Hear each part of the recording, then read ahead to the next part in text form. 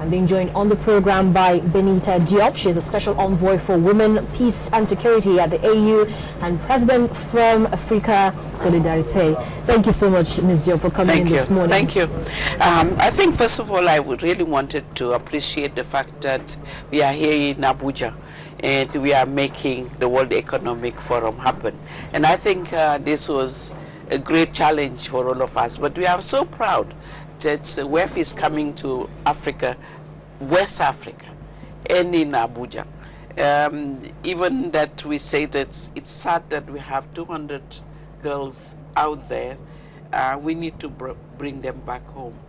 So I think that I will start by saying that thank you, Abuja, for hosting this wonderful event. I'm the co-chair. Yes, you are a co-chair. Co-chair of the World Economic Forum, the only women as co-chair.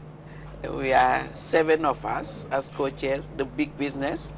But also, I'm very proud to represent my gender. But in the meantime, it's a challenge because we also understand that peace and security and stability is fundamental for economic growth. And that is what we are bringing to the private sector. And I came to WEF to say, yes, women can make it. Yes, women can make it. You were part of the session that was televised this morning on Young and Restless. And you sat among young people. I told them. And what were your thoughts on, because they were very passionate but very emphatic about what the youth can contribute in this growth that we're seeing being recorded in Africa. Don't forget, the youth, we make up the largest population in Africa. So, from their thoughts, what did you feel? You know, when I started with them, I said, you know, I don't know what I'm doing here. You know, like a grandmom. So they said, what you don't, you know, very nicely. You don't look like your age. Anyway, that's what the youth. But I like the company of the young people because they bring you a lot of energy. You know, the new technology, they know how to do all this. And also they are the doers and the makers nowadays. They are the ones who have initiatives coming. Many of them in that podium say that I started my business, you know, which are improving the life of the ordinary people. So we need to encourage them. I listened to some of the issues and I said, the women's movement, we have made some mistake. Of course, we have had some gains, but how do we partner with the youth movement to make they are our sons and daughters? How can we have common agenda, common issues that we can fight for? For example, the issue of agriculture. When we talk about creating jobs, Africa have arable land, you know, available in all over. So when we create jobs, our member states are looking into, you know, agriculture sector. So how do we make sure that the young people access the land? That's the first priority. And for us, we are saying, let's mobilize, push the government, make them accountable for you to access land and access to finance as well. And that the private sector can come in. Now let's look at how the shift towards gender parity is reshaping business.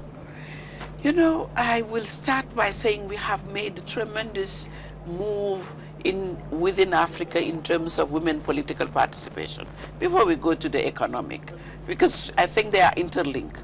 Political participation, when women are on top of the political scene, either it is in the government, for example, head of state women, we have few of them, 3 of them now, who are picking up the pieces of the country. Women who are in finance, we have your minister, Ngozi. You know, when you are the right women at the right place, you can make the change. Now, women are saying we want to be, you know, leaders in our business. We want to be in the governance of business as well. We wanted to be not just beneficiary, but we want to lead those businesses. But there is still glass ceiling. You know, when it comes to board, manager or chair of the board, who do you find? still that circle of men. So to penetrate it, the women are building alliances, they're doing mentoring, coaching. But one thing that I found, which my country, Senegal, is doing well also, is opening access to finance to the women. And I think that is very key. When you go to the bank and you ask them for loan, in many of the countries, you know, either the rate that is inaccessible to the women, or they ask you for your land title, which sometimes you don't have. But Ms. Diop, a lot of countries are actually looking at, you know, what you actually talked about. Like here in Nigeria, the Minister of Agriculture has ensured that there's actually this agricultural fund, you know, that can easily be accessible by women and youths. And so do we need more of that in all of these other African countries? And if we do, what particular sectors should begin to, you know, drive that? You know, I think the private sector have to come in. What I like in the World Economic Forum is a public-private. But even they are bringing, like in Grow Africa.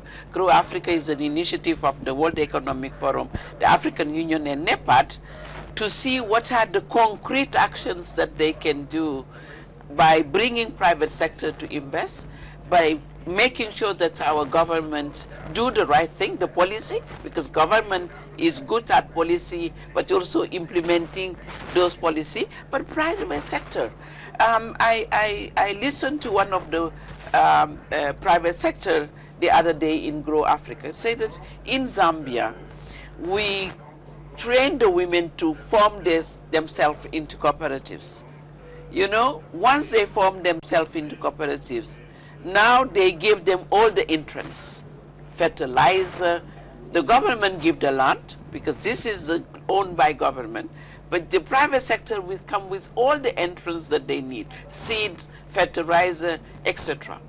And and electrification and others come from the government, water and so on. But at the end of the day, the women were producing, and now the private sector, we say, is a win-win situation. We want to buy it because our industry needs your crops. So those are what I'm seeing in the West, is solutions. We are not just saying, let's put it on paper in a nice way, but let's do it in practical. And I see the win-win. And the farmers, what I like also in the West is women farmers have been invited because they know what is happening in the terrain. So they are the one who can bring the solution. So private sector, public sector, the women themselves, civil society, I think if we are conscious that we need to move Africa of poverty and we need to give job, because if we don't give job to our young people, what is happening with the Boko Haram? You will tell me that is terrorists. Of course, my movement always we go in conflict zone. What we see, our young boys who lack jobs are enrolled. They don't like to be enrolled, but because they lack jobs, so that is enrolled in something that is not their agenda, but somebody else's agenda. So those are the things that we need to look into, peace and security. How do we get the young people and the women out of this?